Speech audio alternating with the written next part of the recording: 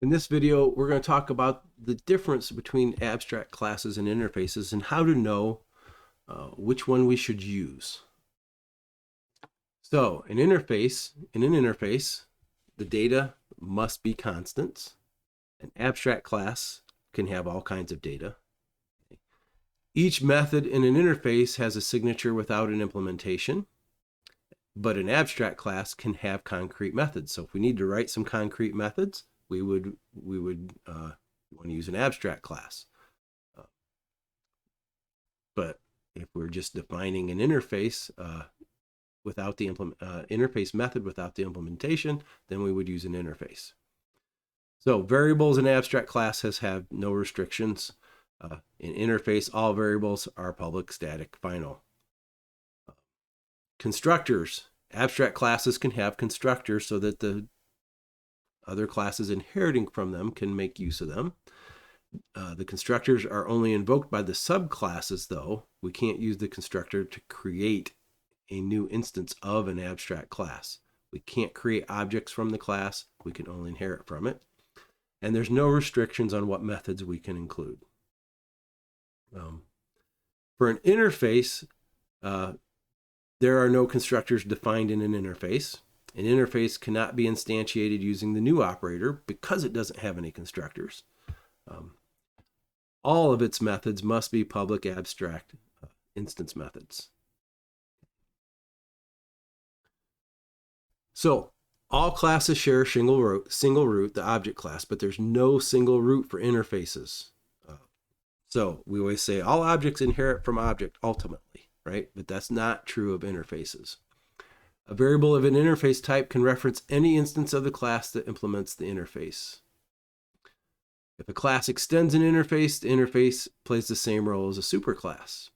You can use an interface as a data type, and we've done that.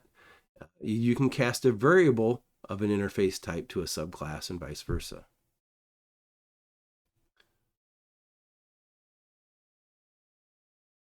It's very rare, but it can happen that if a class implements two interfaces with conflict information, meaning they have two constants with the same name or two methods with the same name.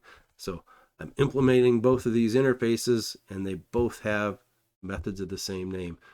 You'll get some errors and you'll have to do some work around that. It doesn't happen very often. So here's the bigger question. Do I want to use an interface or do I want to use a class? And how do I know when it's the right time to use an interface instead of a class? A lot of times you could write it both ways, but one way is probably better than the other. So how do you decide?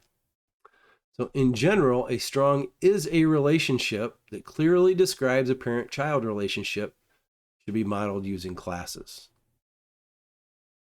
For example, a staff member is a person. Great. A cell phone is a phone. That works perfectly. A cell phone has a very strong relationship with a phone. The minute we try to model a phone in something that's not a really great example of a phone, like a computer is kind of a phone. Now, instead of being an is a relationship, it is kind of a relationship. All right. So a computer is kind of a phone when it wants to be, right? But it's not really a phone. And when we start doing that, and that object possesses a certain property, like the ability to make a call, but it's not really a phone, that's when we want to use interfaces. All right. So our first example of a phone and cell phone was great until we tried to go and use it for computers. And then that point, that common functionality required us to switch and make a phone into an interface that can be implemented by lots of things. You can also use interfaces to circumvent single inheritance restrictions if you want to use multiple inheritance. So that's one of the criticisms sometimes of Java is there's no ability for multiple inheritance like there is in some other languages you may have studied. Interfaces is kind of a way you can get around that.